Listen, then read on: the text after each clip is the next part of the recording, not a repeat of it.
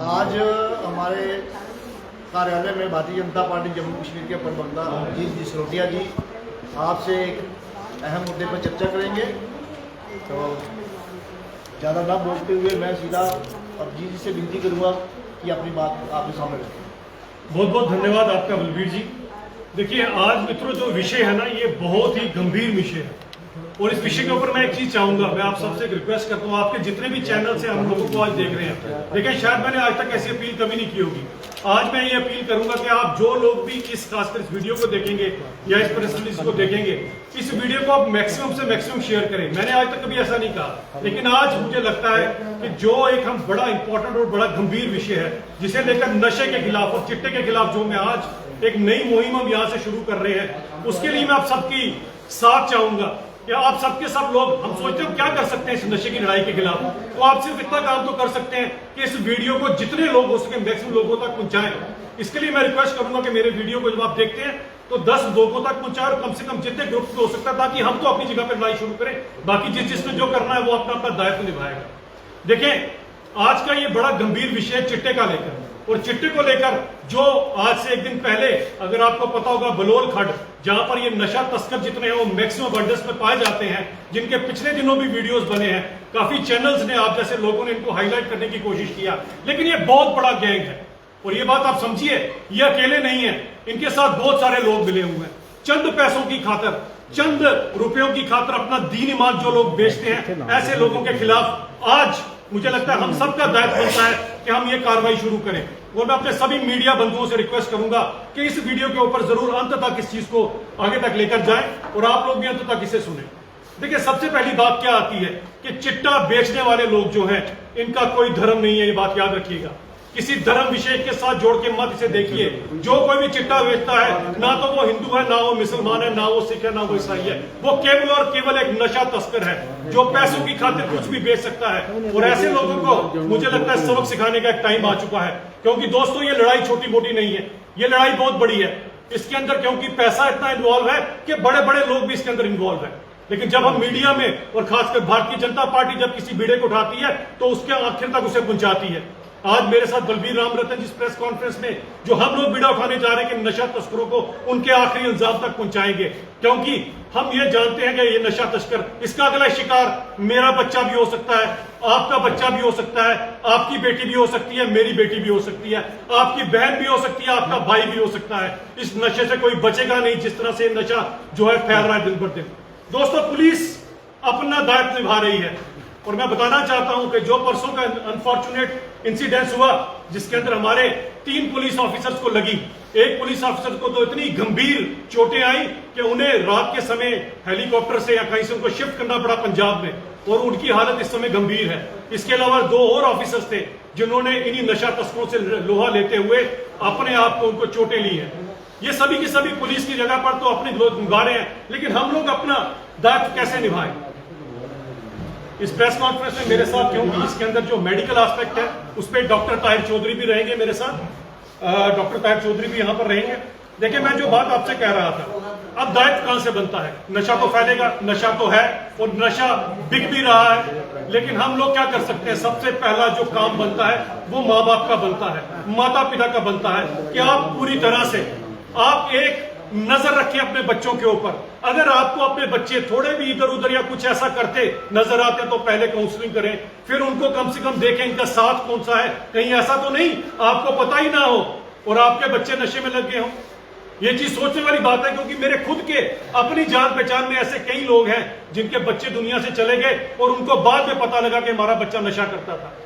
और ये ऐसी चीज थी, वो समाज में अपने रिश्तेदारों में बता भी नहीं सकते थे कि मेरे बच्चे की जान क्यों चले गई। इसी कारण ये अभिशाप दिन पर दिन फैल रहा है। मैं सभी माँ बाप को कहता हूं कि आपकी ड्यूटी बनती है कि अपने बच्चों के ऊपर कड़ी नजर रखें, क्योंकि ये नशा तस्कर उम्र नहीं देखते हैं, छोटे से छोटे बच्चे को भी अपना नशा दे देते हैं। और चिट्टा जैसा जो नशा है, एक बार सिर्फ लगाने की जरूरत है, उसके बाद तो बस वो बेचारा मासूम क्या जाने उसने क्या ले लिया। लेकिन आप तो जानते हैं, क्या माँ बाप का एक दायित्व नहीं बनता कि हम अपने बच्चों के ऊपर कड़ी से कड़ी नजर रखें? सोचिए वो दिन और उन माँ बाप पे क्या बीतती है जब छोटे छोटे मासूम बच्चों को अपने हाथों से जब उनको अग्नि देना पड़ती है या दफनाना पड़ता है। तभी मैं कहता हूं इनका कोई दीन ईमान नहीं है नशा बेचने वालों का। ये चंद पैसों की खातिर जो ये काम कर रहे हैं, ये बहुत घिनौना काम है। मैं एक चीज और कहना चाहता हूं कि इसके अंदर हर एक की अकाउंटेबिलिटी बनती है और यहाँ पर कुछ सुविधाएं भी पूरी नहीं है जो सरकार को दायित्व लेना चाहिए।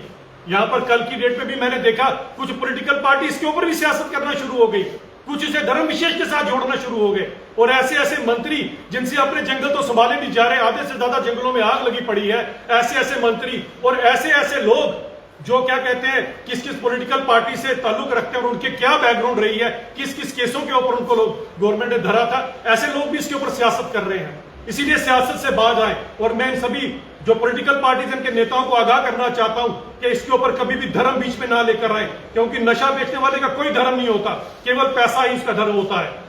इसीलिए इसको आगाह करना चाहता हूं सबको। एक चीज जहां पर सरकार अपना रोल निभा सकती है, एक तो रिहैबिलिटेशन सेंटर्स की कमी है, क्योंकि सरकारी रिहैबिलिटेशन सेंटर मुझे लगता नहीं कोई है और जो कुछ चंद प्राइवेट भी थे उनके ऊपर भी संदिग्ध ही रहा कि वो किस तरह से इनको रिहैबिलिटेट कर भी पाएंगे कि नहीं। तो मेरी ये रिक्वेस्ट रहेगी उमर सरकार से और खासकर सकीना इट्टू मैडम से कि आपके पास हेल्थ डिपार्टमेंट है, आपके मैक्सिमम हॉस्पिटल्स के अंदर कहीं ना कहीं 2 या 4-5 बेड्स जो है वो नशा से रिहैबिलिटेट करने के लिए होना चाहिए। अब जिसको लगी लत उसको हम कैसे बाहर निकाल सकते हैं, ये सुविधा देखिए सरकार के अंदर केवल नहीं जाकर आप वहां पर जो बेतुके चीजों के ऊपर आपके लोग अपोजिशन करते रहते हैं, कुछ लोग पब्लिसिटी के लिए गाली गलौज निकालते रहते हैं, आप समझ गए मैं किसकी बात कर रहा हूं। लेकिन हमारा काम यही है कि समाज को कैसे बचा सकें। अरे यही तो मतलब है सियासत का, इसीलिए तो आप पॉलिटिक्स में आए हो लोगों की भलाई करने के लिए। तो मैं इनको रिक्वेस्ट करूंगा कि हर एक भले वो सीएचसी है, पीएचसी भी है, उसके अंदर भी 1-2 बेड ऐसे लगाएं जहां पर रिहेबिलिटेट किया जाए लोगों को। अगर हमारे किसी बच्चे को, हमारे किसी भाई या बहन को लत लग गई है तो उसको बाहर निकालना भी तो सरकार का फर्ज है। आप अपना हॉनेस्टी से सरकार जो है अपना दायित्व निभाए। और मैं टीचर से भी रिक्वेस्ट करूंगा, जितने टीचर आप मेरे इन माध्यम से, इन चैनल्स के माध्यम से मुझे सुन रहे हैं, कि आप अपने जितने स्टूडेंट्स हैं उनकी काउंसलिंग करें, उन्हें बताएं ये एक ऐसा जहर है, एक बार आपकी जुबान के साथ लगा तो फिर शमशान का रास्ता है या कब्रिस्तान का रास्ता है, दूसरा कोई रास्ता नहीं है। ये दायित्व टीचर्स को निभाना पड़ेगा। हर बच्चे में अगर आपको अपना बच्चा दिखता है तो ये काम आप कल से ही शुरू करोगे। हर क्लास के बाद 2 या 4 या 5 मिनट नशे के ऊपर जरूर ले। हमें ये लड़ाई खुद लड़ना पड़ेगी, क्योंकि पापी तो पाप करते रहेंगे। और मैं ये चीज कहना चाहता हूं कि इन सब चीजों के ऊपर, और मैं दिल की गहराइयों से कहना चाहूं, पॉलिटिशियन लोग तो बांटते रहेंगे हमें मजहब के नाम के ऊपर, लेकिन देखिए जिन्होंने परसों बलोल खंड में इन्हीं नशा तस्करों के साथ लोहा लिया है, उसमें एसएचओ पुष्पिंदर सिंह है, दूसरे अबरार मिश्रा है सब इंस्पेक्टर, और जिसको और इंजरी आई है वो हेड कांस्टेबल अब्दुल गनी है।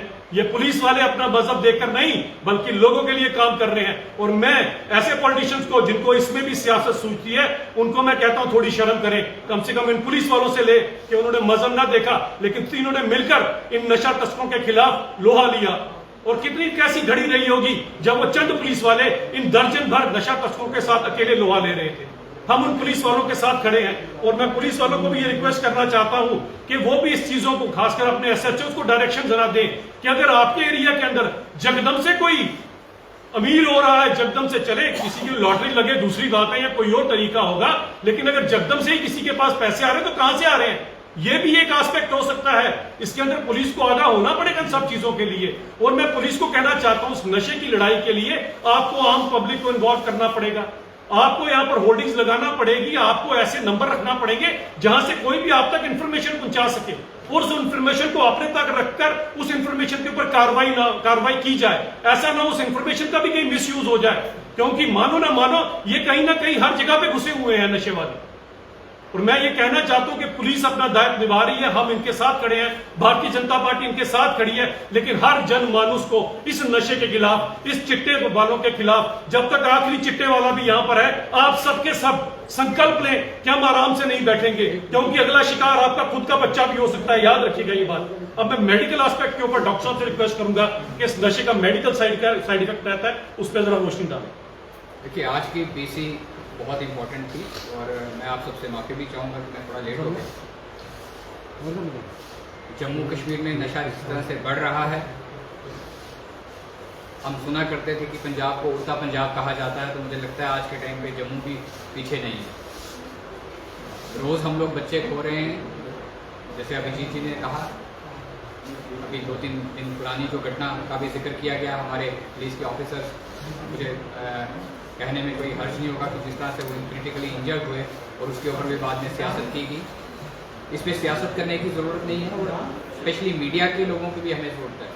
आप लोगों को भी अभियान चलाना चाहिए, क्योंकि आप लोग भी समाज के हिस्सा हो। आप लोगों का जो अभियान चलाने का जो तरीका होगा वो ज़्यादा पॉजिटिव आएगा, पॉजिटिव रिजल्ट्स आएंगे। स्कूल्स के अंदर जाने की ज़रूरत है, इसके ऊपर हमें कैंप्स लगाने की ज़रूरत है, अवेयरनेस प्रोग्राम बनाने की ज़रूरत है। J&K पुलिस को आगे रहने की ज़रूरत है, उनकी भी हेल्प की हमें ज़रूरत है। और J&K पुलिस इसके ऊपर ये भी रखे कि जो लोग इसके लिए इंफॉर्मेशन दें उनको रिवार्ड भी दिया जाए, क्योंकि जब ऐसे पुलिस की तरफ से इनिशिएटिव लिए जाएंगे कि जो भी ड्रग माफिया के लिए कोई इंफॉर्मेशन देता है तो उसको रिवार्ड दिया जाएगा, उसका नाम भी गुप्त रखा जाएगा। मुझे लगता है कि उससे भी बहुत बड़ा एक इम्पैक्ट जम्मू में पड़ेगा। लेकिन बहुत सारी जगहों पे लोग पीछे रहते हैं, जो इन्फॉर्मेशन देते हैं बाद में उन्हीं के ऊपर शिकंजा कसा जाता है, क्योंकि वो कहीं ना कहीं वो चीज़ लीक हो जाती है कि फलाने इंसान ने इस ग्रोह के लिए इन्फॉर्मेशन दी थी। वो चीज़ नहीं होनी चाहिए। उसके लिए आज आपके माध्यम से DG साहब से भी रिक्वेस्ट की जाएगी, IG जम्मू से रिक्वेस्ट की जाएगी, SSP जम्मू से रिक्वेस्ट की जाएगी, इन चीज़ों के ऊपर भी ध्यान दिया जाए, ताकि अपने SHOs को इस चीज़ का बताया जाए कि अगर कहीं से कोई इन्फॉर्मेशन आती है तो उसको टॉप सीक्रेट रखा जाए। जहाँ तक मेडिकल की बात की जाए, जब कोई बच्चा इस नशे को ले लेता है और शुरुआत उसकी बड़ी छोटी क्वांटिटी से होती है उस बच्चे की, और बाद में पेरेंट्स को भी पता नहीं चलता कि उनका बच्चा किस रास्ते पे चल रहा है। बहुत सारे बड़े बड़े घरों के जवान बच्चे 18 साल 19 साल 16 साल के बच्चे चले गए, और माँ बाप को बाद में इस चीज़ का एहसास हुआ कि हमारा बच्चा ड्रग लेता था, क्योंकि घर में पैसे का बहुत फ्लो होता है, और ये जो ड्रग माफिया के लोग हैं उन्हीं बच्चों को टारगेट करते हैं। और अगर गरीब घर के बच्चे को टारगेट करते हैं तो बच्चा चोरियाँ करना शुरू हो जाता है, कहीं ना कहीं से तो पैसा लाएगा। मुझे लगता है कि J&K हेल्थ सिस्टम को, हमारी जो हेल्थ मिनिस्टर है उसको देखना पड़ेगा। हॉस्पिटल्स में स्पेशल ऐसे सेल बनाने पड़ेंगे कि जो बच्चे इसमें एडिक्ट हो जाते हैं उनकी कैसे ट्रीटमेंट की जाए। मुझे लगता है उसके लिए भारतीय जनता पार्टी कंधे से कंधा मिला के चलेगी, क्योंकि जम्मू कश्मीर की देश की वाहिद एक political party Bharatiya Janata party है जो हर चीज़ में आवाम के साथ रहती है। इस पर सियासत नहीं हमें करनी है, और मैं बाकी भी पॉलिटिकल पार्टी के लीडर्स को कहूँगा जो कल से सियासत कर रहे हैं, इसमें ये नहीं हमने देखना है कि ये हिंदू है, ये मुसलमान है, ये गुज्जर है, ये वो है, ये वो है, वो चीज़ें नहीं हमें देखनी है। जो इंसान ये कारोबार, काला कारोबार कर रहा है, कोई भी हो, पुलिस को उसके ऊपर शिकंजा कसना पड़ेगा, हम लोगों को पुलिस का साथ देना पड़ेगा, तभी इस महामारी से हम नजात पा सकते हैं। अभिजीत जी, can Bharatiya Janata party stop beating around the Bush, और वो सीधे सीधे इस बात का जवाब दे कि जिस स्टोर को कल पकड़ा गया है, सोशल मीडिया पर बातें हो रही है, हर तरफ बात हो रही है, और ये कहा जा रहा है कि वो भारतीय जनता पार्टी के रियासी मंडल के उपाध्यक्ष हैं। उस पर भारतीय जनता पार्टी क्या क्लैरिफिकेशन देगी, क्या जवाब देगी? देखिए, अगर कोई ऐसी बात है, कोई अगर गलत काम करता है ना, तो उसकी फिर पार्टी की वजह से तो कोई गलत काम नहीं करेगा। गलत काम इंसान अपनी वजह से करता है। जिस तरह से अभी हमने नशे की बात की कि किसी का धर्म विशेष नहीं होता, गलत करने वाला गलत करता है। अब ये जो आप बात करते हैं इसके ऊपर तो मुझे अभी तक इसकी कोई जानकारी भी नहीं है, लेकिन अगर ऐसा कोई गलत काम किया है तो कड़ी से कड़ी कार्रवाई करनी चाहिए। कई सामने वाली पार्टी, मतलब जो भारतीय जनता पार्टी के ऑपोजिट है, वो इस बात को लेकर पूरा सोशल मीडिया फैला चुके हैं, और पूरा सोशल मीडिया का वॉल्स इस बात से भर चुका है कि वो भारतीय जनता पार्टी के रियासी मंडल के उपाध्यक्ष हैं, और उनका हिस्सा होकर जहां भारतीय जनता पार्टी कहती है कि नशे से हमें दूर रहना है, वहां पर हो सकता है कि नशे के अंदर आके ही उन्होंने इस तरह का कोई काम किया हो, चोरी करी हो, जहां लोगों ने उन्हें पकड़ लिया। देखिए, बात तो वही आती है फिर से कि ये जो पॉलिटिकल पार्टी अभी भी इसके ऊपर सियासत कर रहे हैं। जैसे मैंने बात की कल, अगर आप देखें खुद ही जो एक मंत्री हैं वो कहते हैं कि उन्होंने भी इसके ऊपर सियासत करने की कोशिश की। ऐसे हर एक पॉलिटिकल पार्टी इसके ऊपर सियासत करती है। मैं कहना चाहता हूं कि ये इतना खतरनाक काम आज की डेट में शुरू हो चुका हुआ है, इसमें कम से कम अब इन चीजों से ऊपर उठ जाए, ये पॉलिटिकल पार्टी एफिलिएशन से ऊपर उठ जाए। जो कोई भी गलत काम करता है वो इंसान गलत है, फिर वो भले बीजेपी से है, भले वो NC से है, भले वो PDP से है, भले वो कांग्रेस है, वो इंसानियत का दुश्मन है। और मुझे लगता है ऐसे लोगों को सबको मिलकर एक लड़ाई लड़नी चाहिए।